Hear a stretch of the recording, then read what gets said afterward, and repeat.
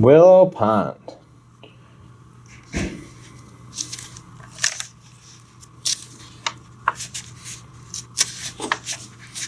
All right, our first story, this is where Lily learns about solving small problems, is where Kelso introduces her to the 9 different ways.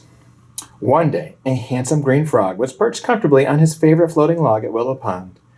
As he watched from his mossy stump, he thought, "This is great. It's not too sunny, not too shady, and from here I can see almost all of the pond." The summer wind gently rattled the cattails and tall grasses where Kelso the frog was resting. As he bobbed up and down on the log, he decided it was the perfect moment for a quick nap before catching a few more bugs. So there's Kelso napping on the log. Kelso was almost asleep when Lily, a friendly spotted frog, hopped out of the pond and onto a nearby lily pad, showering him with water. Kelso opened one sleepy eye and peered at her. He could tell that his young friend was upset. So right away I can tell Kelso's really good at solving small problems, because the story's telling me that when Lily jumped out of the water, she sprayed him with water and he was almost asleep. But did he get mad and use an angry voice with her? No. Did he yell at her? No. He just ignored that small problem of him getting wet because he wants to make sure his friend is okay. So he is already showing us how you can solve these small problems. He's using ignore. "What's up?" Kelso asked. "Oh, it's those ducks again," Lily complained. She pointed to the center of the pond where a mother duck was paddling in circles. 10 busy ducklings followed her, making smaller circles in the water. "They've taken over," Lily went on. "Since those baby ducks hatched, the pond just isn't the same. They quack all the time, they splash, and they mess up the lily pads. Just look," she said, waving a web foot in their direction. Sure enough, Kelso could see the family of noisy ducks swimming towards the muddy shore of the pond in search of worms. So, she's saying that she's upset with the ducks. Why is she saying she's upset, boys and girls? Because she's saying that the ducks are quacking all the time, making a lot of noise and splashing and messing up the lily pads. Now, Kelso hasn't said anything yet. He's just being a good listener. And you guys, I want you to try this. If you're listening to someone who's talking about a problem they're having, if you don't say anything and just are a good listener, sometimes they'll start off telling you a little bit of the problem, and then if you're listening quietly, then they'll tell you the real big problem. So we know that they're bothering her by making noise, but listen to what she says next, because this is what's really bothering her. Lily added, "And you know what really bugs me? Just as I'm about to gobble up a tasty bug, they start quacking and crowding around, scaring off the mosquitoes that I was going to eat." So what's really bothering her is that they're scaring away her food. So frogs and toads, they eat bugs and mosquitoes and things like that. And the ducks are making so much noise that they're scaring away her food. It would be like if you were sitting down for lunch and I came running over, and just before you were about to take a bite, I grabbed your lunch and took it away. How would that make you feel?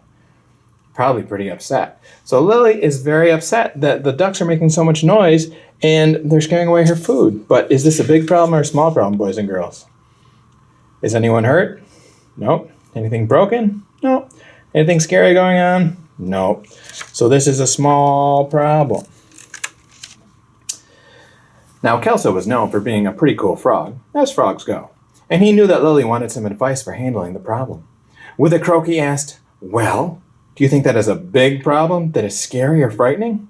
"What?" she replied. "I'm not scared of those ducks. They can't hurt me. I guess I'm just sort of mad at them."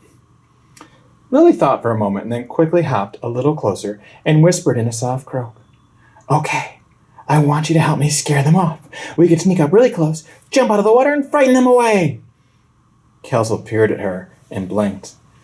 "Well, Lily, that might make them and the other ducks mad at you. Besides, some of the ducklings could get hurt if we chased them and fought with them.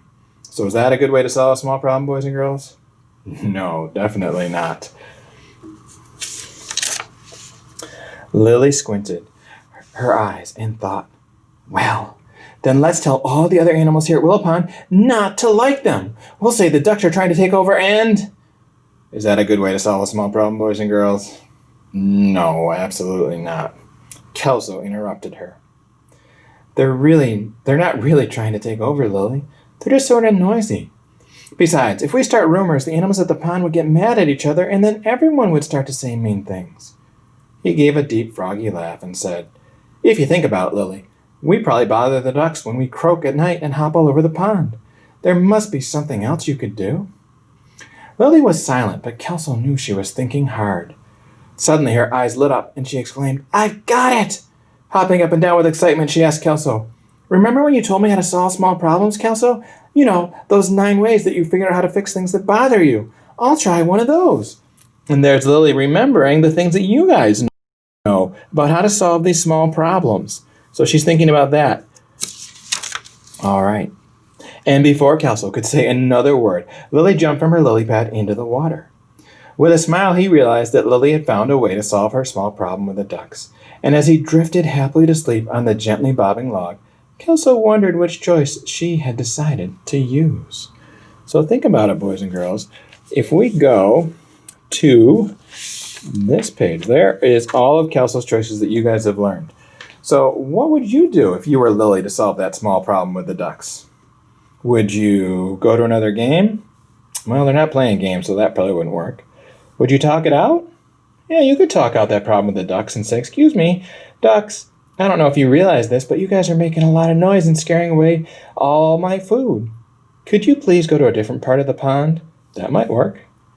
Could they share and take turns? Maybe one of them could use the pond in the morning and one of them at night. That could work.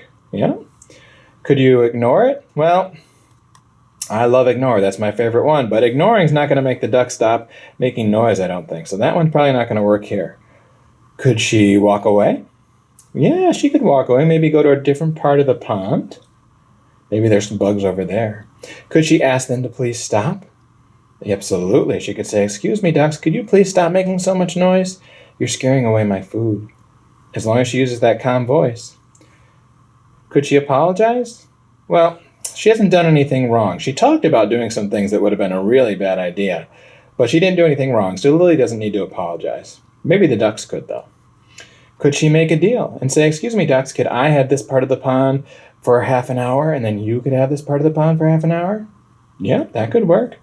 And the last one, wait and cool off. Now, you know what? Lily kind of already did this, because if we go back to our story, in the very beginning of the story, look how angry Lily is when she shows up.